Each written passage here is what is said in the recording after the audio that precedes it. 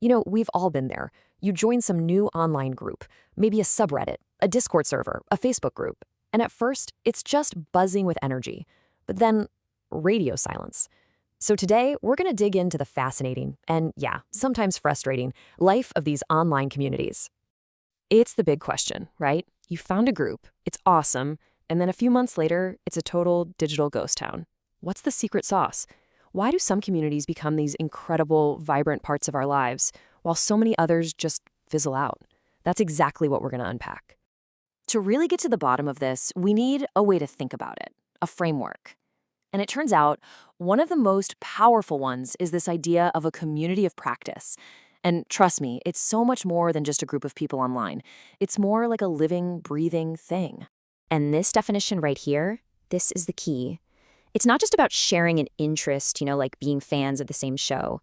A community of practice, or a COP for short, is about sharing a practice, something people actively do and are trying to get better at, together. That's the game changer.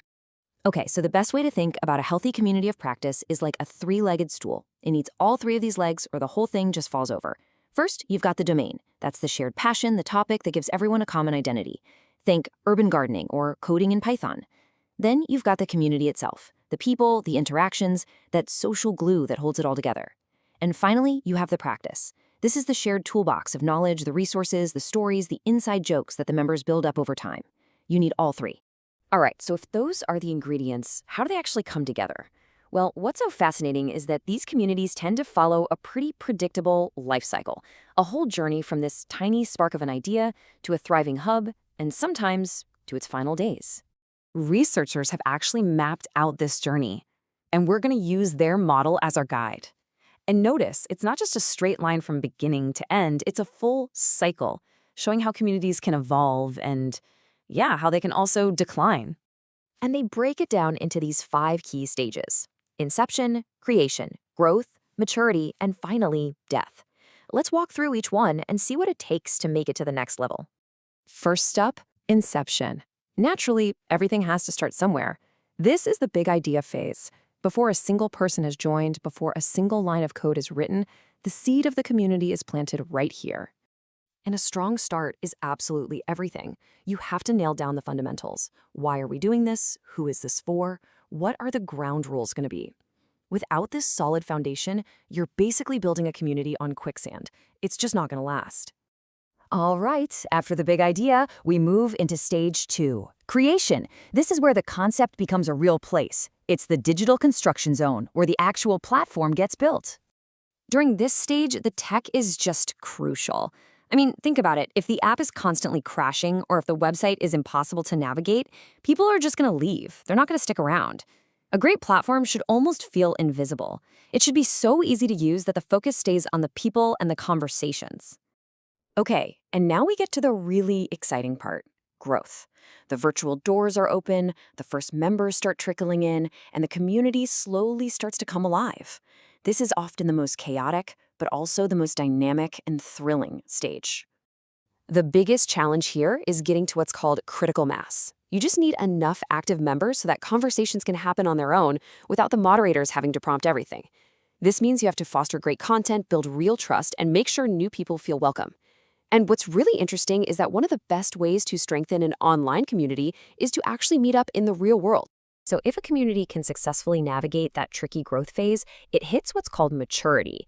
This is the golden age. The community is established, it's pretty much self-sustaining, and it has this really powerful shared identity.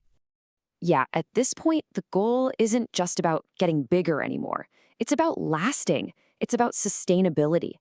That means you empower your veteran members, you celebrate their contributions, and you learn how to manage all the little subgroups that naturally pop up. It's really all about keeping that fire going and not letting things get stale. And then there's the final stage, the one nobody really wants to talk about, but so many communities face: death. This is when the energy just drains away, the posts get fewer and farther between, and eventually, the platform just goes quiet. So why does this happen? Well, a lot of the time, the reasons for failure are just the flip side of the reasons for success.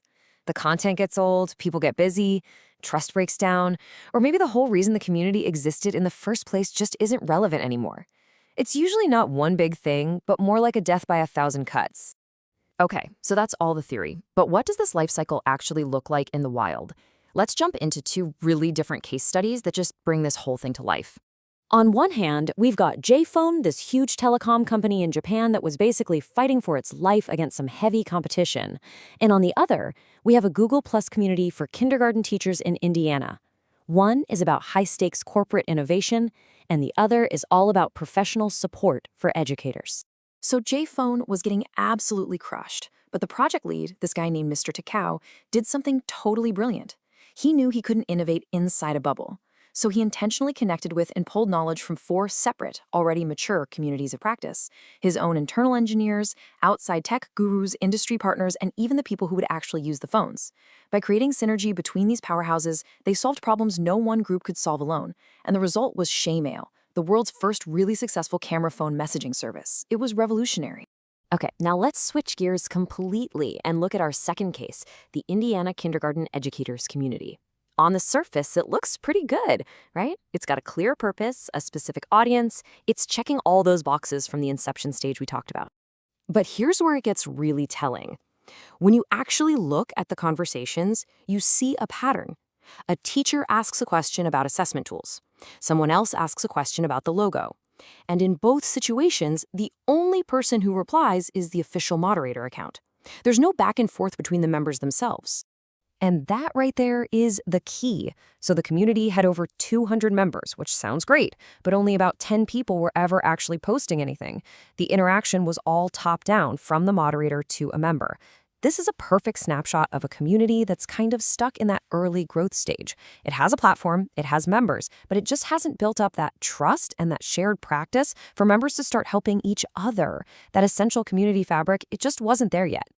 So when you put those two stories side by side, you can really see this life cycle in action, right?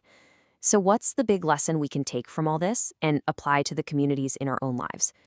This quote from Etienne Wenger, the guy who basically came up with this whole concept, it just says it all perfectly. You can't just design a community like it's a piece of software and expect it to work.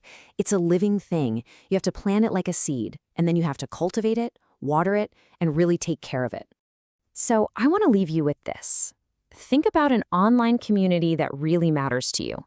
Based on what we've talked about, what stage do you think it's in?